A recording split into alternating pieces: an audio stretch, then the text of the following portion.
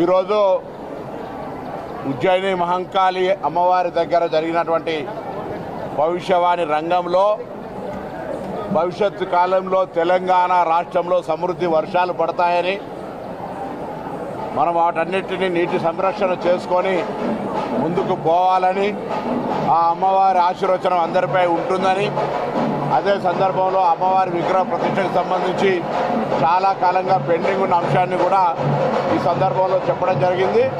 తప్పకుండా ప్రభుత్వం ప్రజలందరూ సంక్షేమంగా ఉండాలని, సమృద్ధి వర్షాలతో పాడి పంటలతో ఆయురారోగ్యాలతో ఉండాలనే అటువంటి ఆలోచనతోటే తెలంగాణ సాంప్రదాయం ఆచారాలకు ప్రతీకైనటువంటి ఆషాఢ మాస బోనాలను ప్రభుత్వం తరఫున అన్ని రకాల ఏర్పాట్లను దేవాదాయ శాఖ కావచ్చు, శాంతి భద్రతలకు సంబంధించి కావచ్చు, లేదా రెవెన్యూ శాఖ తరఫున అన్ని రకాల ఏర్పాట్లను భక్తులకు సంబంధించినటువంటి అన్ని రకాల అంశాల పట్ల అత్యంత ప్రాధాన్యత తీసుకొని చేస్తూ ఉంది.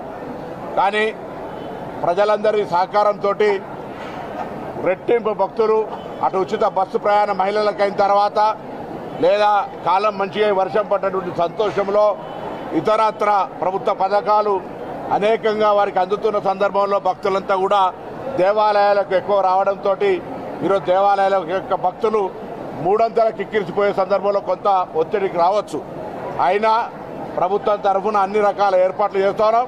అన్నిటికంటే హైదరాబాద్ ప్రజలకు ధన్యవాదాలు. ఎందుకంటే మెహమాని నవాజీ మే కమీ నహీ అనేది అని హైదరాబాద్ ప్రజలందరూ ఎప్పుడు కూడా ఇన్ని లక్షల మంది భక్తులకు ఇంత ట్రాఫిక్ ఇబ్బంది అయినా, ఇతరత్ర సమస్యలున్నా ఈ బోనాల వేడుకల సందర్భంగా అందరూ కూడా సంతోషంతో సహకరిస్తారు. వారందరికీ కూడా ధన్యవాదాలు.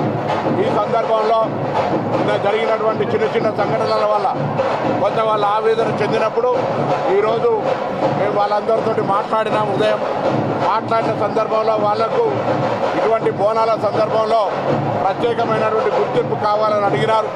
తప్పకుండా హైదరాబాద్ బోనాల సందర్భంగా రెవెన్యూ, ఎండోమెంట్, పోలీస్ ఈ దేవాలయాల శాఖల పక్షాన ప్రతినిధులను పెట్టి ఉత్సవాల కంటే ముందే వాళ్ళ యొక్క ఆకాంక్ష ప్రభుత్వం చేయగలిగేది చర్చించి ఒక విధి విధానాల ద్వారా భవిష్యత్తులో ఈ యొక్క శివసత్తులు జోగిళ్లకు సంబంధించి వారి అమ్మవారి భక్తులకు వారు ఈరోజు వారి యొక్క దైవికంగా సమర్పించే బోనాల పట్ల ఎక్కడ ఇబ్బంది ఉండకుండా మరి చేసే ప్రయత్నం జరుగుతుంది.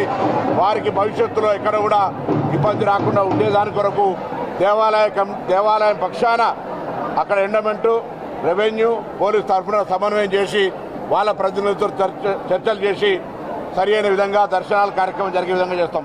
ఇదిగాక రాష్ట్ర వ్యాప్తంగా దేవాలయాలకు వెళ్ళినప్పుడు వారికి దర్శనాలకు సంబంధించి వారు అమ్మవారు సేవ చేసుకుంటారు.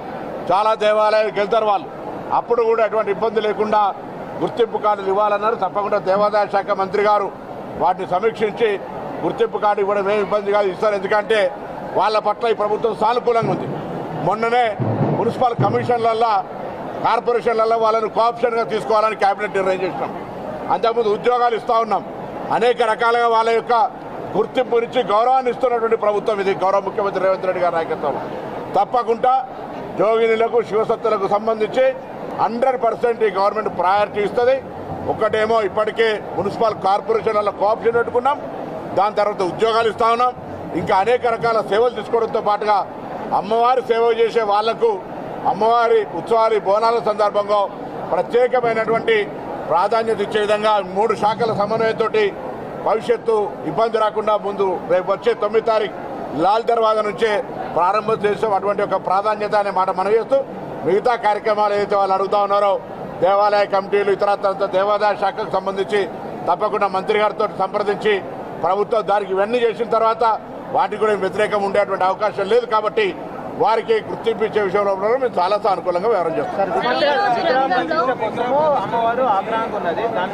అవును, విగ్రహ ప్రతిష్టకు సంబంధించి స్థపతి, దేవాదాయ నిబంధనలు వ్యక్తిగతంగా తీసుకునే నిర్ణయాలు కాదు కాబట్టి వెటనరీ ప్రిన్సిపల్ సెక్రటరీ గారి సమక్షంలోనే జరిగింది. కాబట్టి ఈ సంబంధించినటువంటి దేవాదాయ ఈ ప్రాంతాలకు సంబంధించిన పుర ప్రముఖులు ఇంతకుముందు ఉన్నటువంటి ఆచార వ్యవహారాలకు సంబంధించి త్వరలో నిర్ణయం తీసుకుంటాం. కొంతమంది అడ్డుకుంటున్నారని చెప్పి ఇక్కడ ఎవరు అడ్డుకునేది లేదు, దానికి సంబంధించిన ఇష్యూ ఏమి లేదు.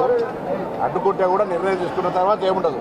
అమ్మవారు ప్రతి ఒక్క భవిష్యవాణిలో రంగంలో ఈ మాట చెప్తా ఉన్నారు. కాబట్టి ఈరోజు వీలైనంత వరకు ఈ బోనాల ప్రక్రియ అయిపోగానే ఆ కమిటీకి సంబంధించి ఏర్పాటు చేసి కమిటీ నివేదిక మీద ప్రభుత్వం నిర్ణయం తీసుకుంటారు. సార్, మీరు నిన్న అరేంజ్మెంట్స్ అన్ని బాగానే చేశారని చెప్పారు, కానీ నార్మల్ జనాలు చాలా ఇబ్బంది పడ్డారు.